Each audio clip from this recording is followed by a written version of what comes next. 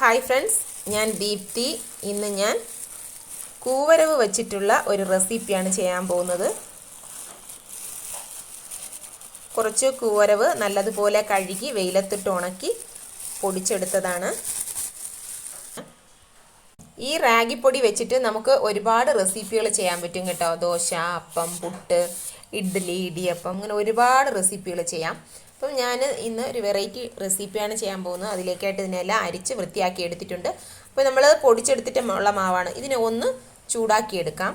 ഒരുപാട് അങ്ങ് റോസ്റ്റ് ആക്കണ്ട, ചെറുതായിട്ടൊന്ന് ചൂടാക്കാം. ഒരു പാൻ അടുപ്പത്ത് വെച്ച് ചൂടായിട്ടുണ്ട്. അപ്പോൾ നമ്മൾ അതിൽ എണ്ണയൊന്നും ഒഴിക്കണ്ട. പാൻ നല്ലതുപോലെ ഒന്ന് ചൂടായി വന്നിട്ടുണ്ട്. നമുക്കിപ്പം ചൂടാക്കി എടുക്കേണ്ട മാവ് അതിലേക്ക് ഇട്ട് കൊടുക്കാം.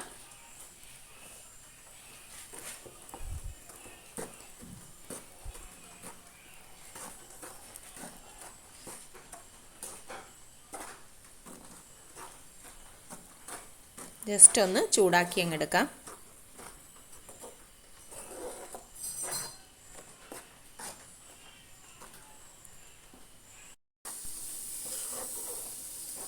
മാവ് അത്യാവശ്യം ഒന്ന് ചൂടായി കിട്ടിയിട്ടുണ്ട്. നമുക്കിനി ഫ്ലെയിം ഓഫ് ചെയ്ത് കൊടുക്കാം.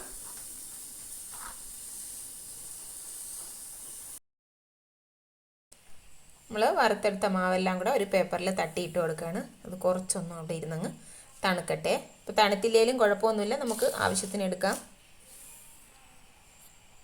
നമ്മൾ അരിച്ചു മാറ്റിയെടുത്ത മാവ് ഒരു പാത്രത്തിലേക്ക് ഇട്ട് കൊടുക്കാം.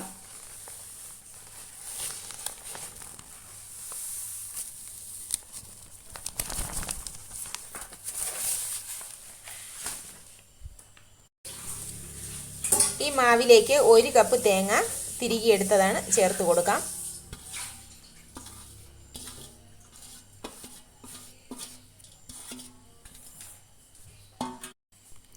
രണ്ട് പീസ് ശർക്കര എടുത്തിട്ടുണ്ട്. ഇതിനെ ചെറുതായിട്ടൊക്കെ പൊടിച്ചിട്ട് നമുക്കൊന്ന് മെൽറ്റ് ചെയ്തെടുക്കാം. നമുക്കിതൊരു പാത്രത്തിലിട്ട് 1-2 ടേബിൾ സ്പൂൺ വെള്ളം മാത്രം മതിയാവും ഇത് മെൽറ്റ് ചെയ്തെടുക്കാൻ. അത്രയും വെള്ളം ചേർത്തെടുത്താൽ മതി.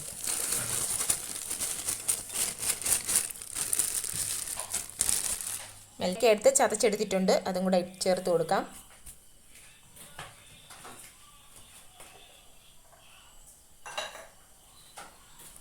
കുറച്ച് ഉപ്പ് ചേർത്ത് കൊടുക്കാം.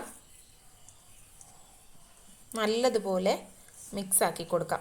മാവും ഉപ്പും ഏലക്കായും തേങ്ങയും എല്ലാം കൂടെ ഒന്ന് മിക്സ് ആകട്ടെ. ആ രീതിക്ക് നമുക്കൊന്ന് കൈകൊണ്ട് മിക്സ് ചെയ്ത് കൊടുക്കാം.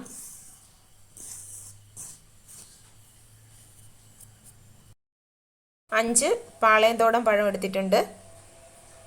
ഒന്നുകിൽ ഈ പഴം അല്ലെങ്കിൽ റോബസ്റ്റ പഴം, അതാണ് നമ്മളിതിൽ ചേർക്കേണ്ടത്.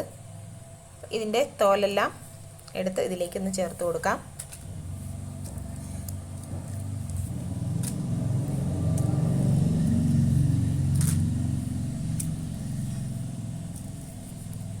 അപ്പോൾ എല്ലാവർക്കും മനസ്സിലായി കാണും ഞാൻ എന്ത് റെസിപ്പിയാണ് ചെയ്യാൻ പോകുന്നത്. അപ്പോൾ നമുക്കിനി പഴമെല്ലാം നന്നായിട്ട് ഇതുമായിട്ടൊന്ന് മിക്സ് ആക്കി കൊടുക്കാം.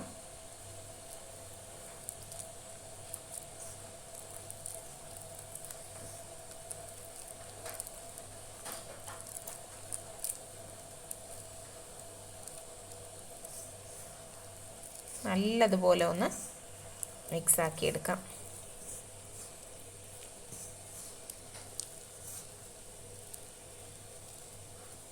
പഴം കൊണ്ട് നമ്മളിങ്ങനെ ഞവിടുമ്പോൾ തന്നെ കുറേ അങ്ങ് കുതിർന്ന് വന്നോളും മാവ്. നമുക്ക് ശർക്കര വേണമെങ്കിൽ ഇതിൽ കൂടെ തന്നെ അങ്ങിട്ട് മിക്സ് ചെയ്ത് എടുക്കാം. പക്ഷേ ശർക്കരയിൽ ഇച്ചിരി മണ്ണൊക്കെ ഉള്ള ഐറ്റമാണ് കേട്ടോ. ഞാൻ ഇന്നലെ പായസമൊക്കെ വെച്ചപ്പോൾ അതിലിത്തിരി മണ്ണൊക്കെ ഉണ്ടായിരുന്നു. അതുകൊണ്ട് ശർക്കരയൊന്ന് ഉരുക്കിയെടുത്തതാണ്. അപ്പം നന്നായിട്ടൊന്ന് മിക്സാക്കി കൊടുത്തിട്ടുണ്ട്. നമ്മൾ ഉരുക്കിയെടുത്ത ശർക്കര നല്ലോണം തണുപ്പിച്ചതിന് ശേഷം ഇതിലേക്ക് ഒഴിച്ച് കുഴയ്ക്കാം.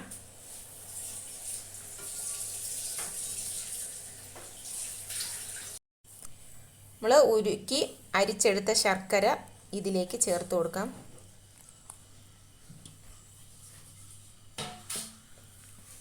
കുറച്ച് ചേർത്ത് നന്നായിട്ടൊന്ന് മിക്സ് ചെയ്ത് കൊടുക്കാം.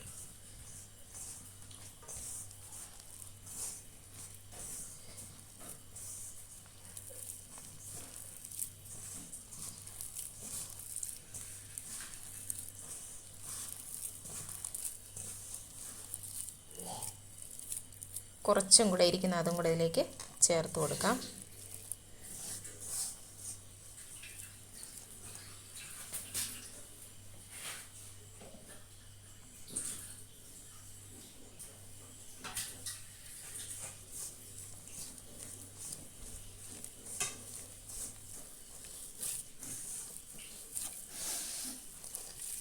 പഴവും മാവും തേങ്ങയും ശർക്കരയും ഏലക്കായും എല്ലാം കൂടെ നല്ലോണം ഒന്ന് മിക്സ് ആക്കിയിട്ടുണ്ട്.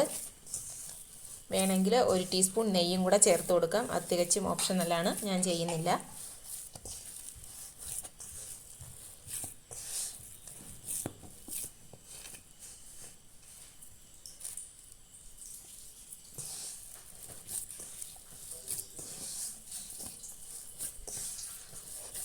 നല്ലതുപോലെ മിക്സ് ആക്കിയിട്ടുണ്ട്.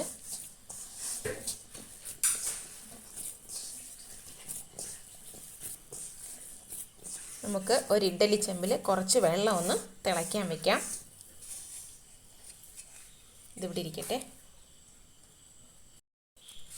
വയണ ഇലയാണ് എടുത്തിട്ടുള്ളത്. നമ്മുടെ ഇവിടെയൊക്കെ വയണ ഇല എന്നാണ് പറയുന്നത്. നിങ്ങളുടെ നാട്ടിൽ എന്താണെന്ന് എനിക്കറിയില്ല. അപ്പം ഇവിടുത്തെ വയണ ഇല എടുത്തിട്ടുണ്ട്. ഇത് കഴുകി വൃത്തിയാക്കി ഞാൻ ഉണക്കി എടുത്ത ഇലയാണ്. അപ്പോൾ വയണയില കുറച്ച് ദിവസമൊക്കെ നമുക്ക് കേടുകൂടാതിരിക്കാൻ വേണ്ടിയിട്ട് ഫ്രിഡ്ജിൽ കവറിൽ കെട്ടി വെച്ചേക്കാം. അപ്പോൾ അങ്ങനെ വെച്ചിരുന്നതാണ്. അതിൽ നിന്നും ഓരോ വയണയിലും നമുക്ക് ഇങ്ങനെ ഒന്ന് എടുത്തിട്ട് ഈർക്കിൽ വെച്ചൊന്ന് കുത്തി കൊടുക്കാം. ഓരോ ഇലയും ഇങ്ങനെ എടുത്തതിന് ശേഷം നമുക്ക് ഈർക്കിൽ വെച്ചിട്ട് പുറമൊന്ന് ക്ലിപ്പിട്ട് കൊടുക്കാം.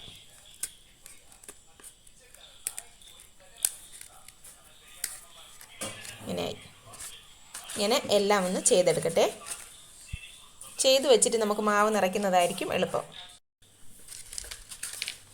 ഇങ്ങനെ ഞാൻ കുറച്ചൊന്ന് ചെയ്തെടുത്തിട്ടുണ്ട്. ഇനി നമ്മൾ മിക്സ് ചെയ്ത് വെച്ചിരുന്ന മാവിൽ നിന്നും കുറച്ചെടുക്കാം.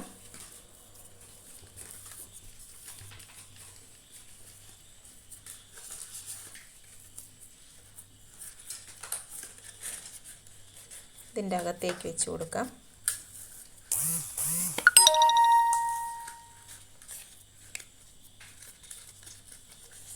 ഇങ്ങനെ ഒന്ന് കവർ ചെയ്യാം.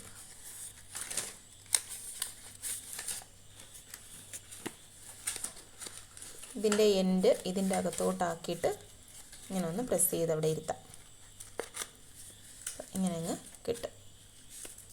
ഇതിങ്ങനെ ആ മാവിലോട്ട് തന്നെ പ്രസ് ചെയ്ത് താഴ്ത്തി കൊടുക്കാം.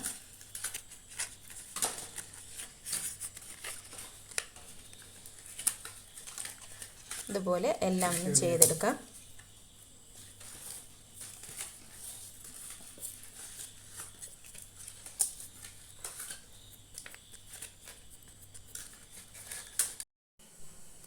ലാസ്റ്റ് ചെറിയ ഒരു വൈനയപ്പം കൂടെ ഉണ്ടാക്കാം. ഒരു ഇഡ്ഡലി ചെമ്പിൽ നമ്മൾ വെള്ളം വെച്ചിട്ടുണ്ടായിരുന്നു. വെള്ളം നന്നായിട്ട് തിളച്ചിട്ടുണ്ട്. ഇനി ഇതിനെല്ലാം പിറക്കി ഇങ്ങനെ വെച്ച് കൊടുക്കാം.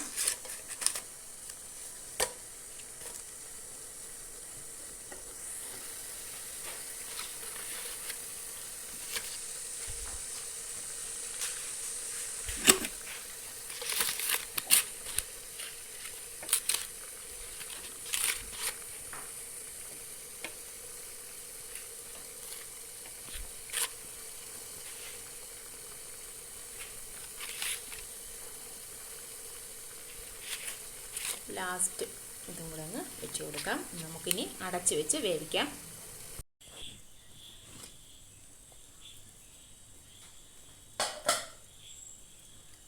എല്ലാം നല്ലതുപോലെ വെന്ത് വന്നിട്ടുണ്ട്.